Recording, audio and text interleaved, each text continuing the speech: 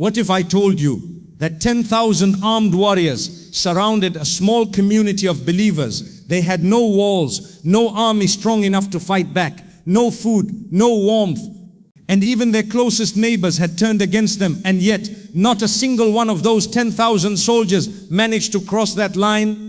What if I told you that the greatest military alliance in Arabian history was not defeated by swords, not by shields, not by numbers, but by faith, by a ditch in the ground, and by a wind that nobody saw coming? What if the very moment you feel surrounded by your problems, by your enemies, by your failures, by people who want to see you destroyed, what if that is actually the moment Allah is setting up your greatest victory?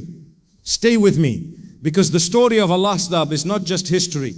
It is a message written directly to you for the crisis you are facing right now in your life. Don't go anywhere. What if the most overwhelming moment of your life is actually the setup for the most remarkable miracle you will ever witness? What if the moment everything seems to be collapsing around you, the moment your enemies are at your doorstep, the moment you feel hungry, cold, afraid, and completely alone? What if that precise moment is when Allah is about to show you something that will leave the entire world speechless? Hold that thought, because today we are going to walk through one of the most breathtaking, most emotionally powerful, most spiritually charged events in the entire history of Islam, the Battle of Al-Ahzab, the Battle of the Confederates. And we are going to extract from it lessons that will shake your soul, reset your mind, and completely transform the way you face every single challenge in your life. Let us set the scene. The year is 5-ish. The Muslim community in Madinah is still young, still fragile, still finding its footing.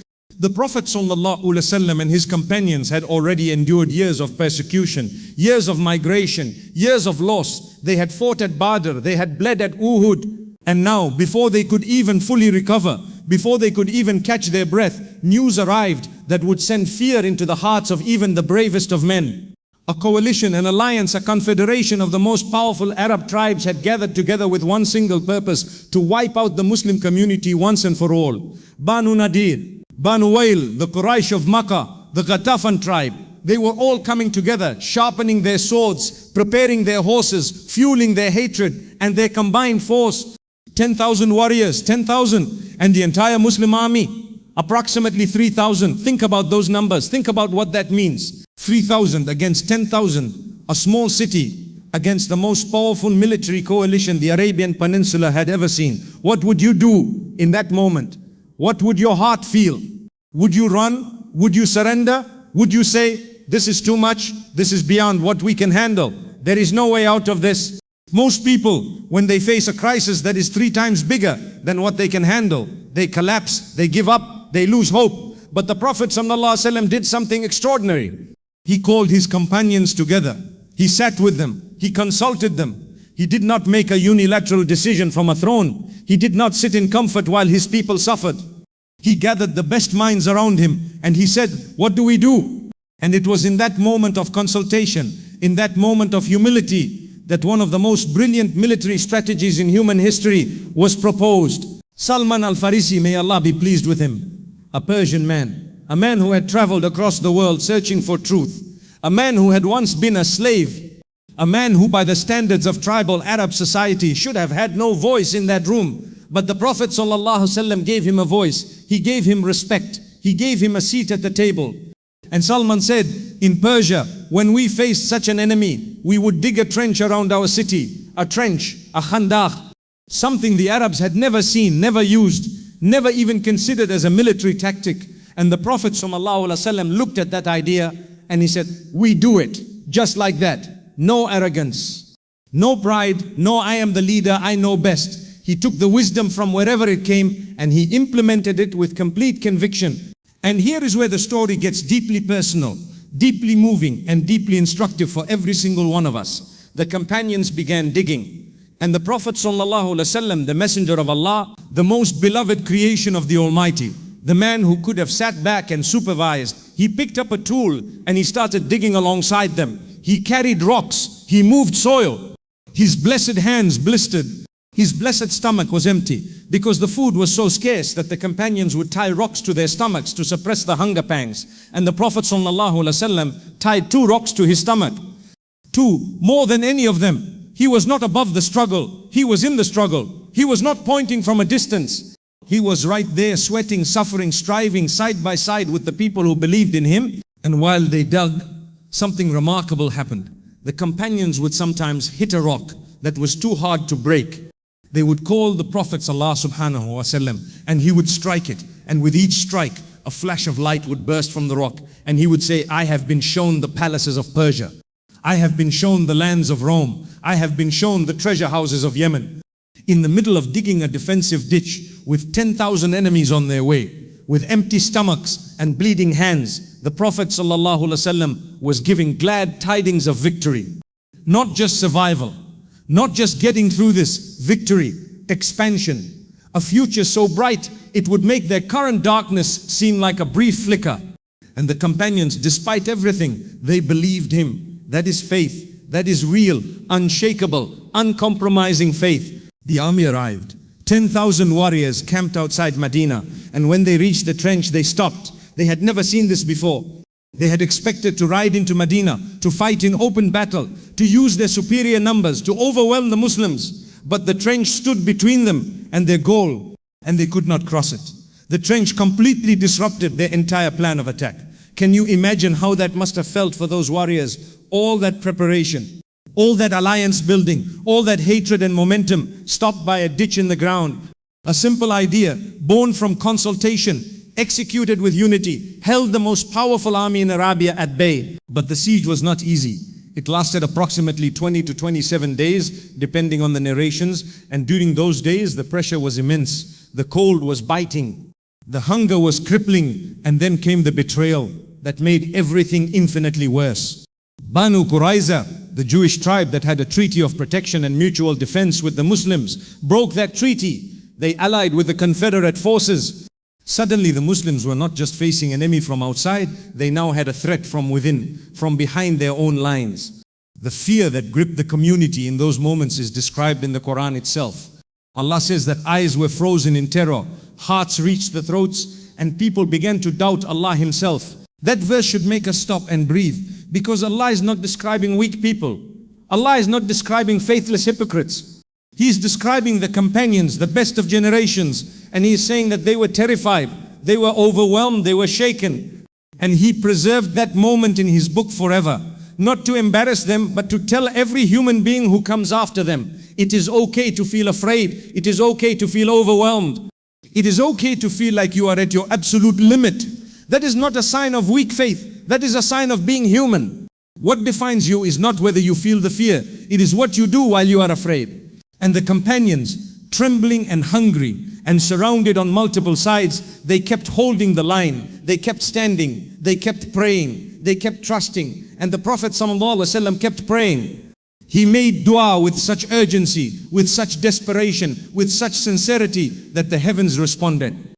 He called upon Allah, the one who controls the winds, the one who commands the angels, the one before whom 10,000 soldiers are nothing, absolutely nothing.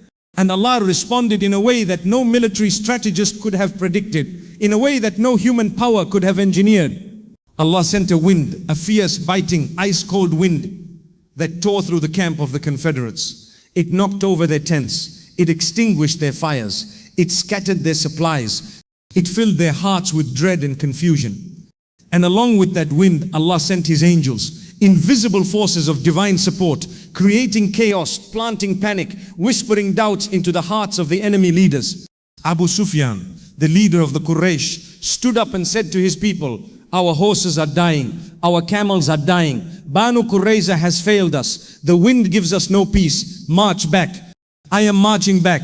And just like that, the greatest military alliance Arabia had ever seen, 10,000 warriors who had traveled hundreds of miles, who had been planning and plotting for months, they turned around and went home. Without a major battle, without breaching the trench, without achieving a single one of their objectives. The believers woke up and the enemy was gone. And the Prophet ﷺ said words that should be written on the heart of every single person alive today.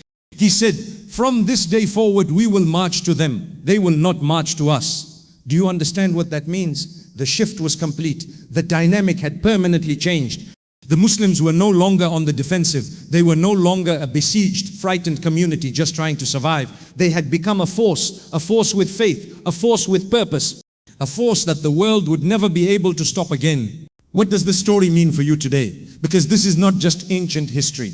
This is a living, breathing lesson for every person who has ever felt surrounded, for every person who has ever felt outnumbered, for every person who has ever looked at their problems and thought, there is no way out of this.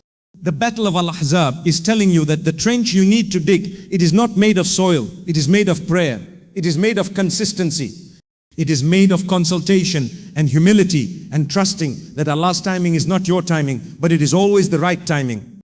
The wind that defeated 10,000 soldiers did not come from human planning, it came from du'afa, it came from sincerity, it came from a community that held together when everything was trying to tear them apart. And look at the lesson of Salman Al-Farsi. Here is a man who was not Arab, who was not from the Quraysh, who had no tribal prestige or noble lineage by the standards of that society. But he had knowledge, he had experience, he had wisdom, and the Prophet ﷺ valued that. He did not say, who are you to suggest anything? He said, Subhanallah, what a brilliant idea.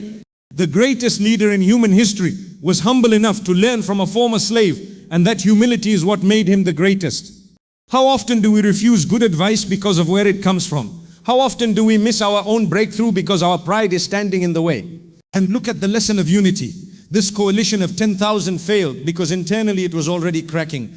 Their alliance was held together by hatred, by shared self-interest, by politics, not by genuine brotherhood. And when the pressure came, when the wind started blowing, when things got difficult, they fell apart.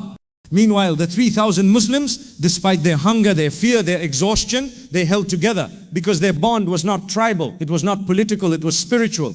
It was rooted in something that no wind, no army, no enemy, no crisis could break. That is the power of a community that is genuinely connected to its purpose. The hardest test in your life, the one that feels like 10,000 enemies, is not designed to destroy you. It is designed to develop you. It is designed to show you what you are made of. It is designed to create in you the kind of faith, the kind of resilience, the kind of character that would never have been possible without that pressure. The trench does not get dug in comfort. It gets dug in hunger. It gets dug in cold. It gets dug with blistered hands and heavy hearts. But it is that trench dug in your hardest moments that will hold the line when everything comes at you. Keep digging, keep praying, keep trusting. And never forget that the wind belongs to Allah. The Battle of Al-Ahzab is not a story from the past. It is a mirror held up to your present. It shows you that the Prophet ﷺ and his companions were human beings. They were hungry, they were afraid, they were shaken. And yet they stood, they consulted, they planned, they sacrificed, they prayed, and they trusted. And Allah honored that trust in the most spectacular way possible. The message of this battle at its absolute core is this. When you have done everything within your human capacity, when you have dug your trench, when you have sought wisdom, when you have unified your community, when you have fallen on your knees in prayer, then stand back, because what Allah sends next is beyond what any human being could ever arrange. Your enemies may be 10,000, but your Lord is one, and one is enough.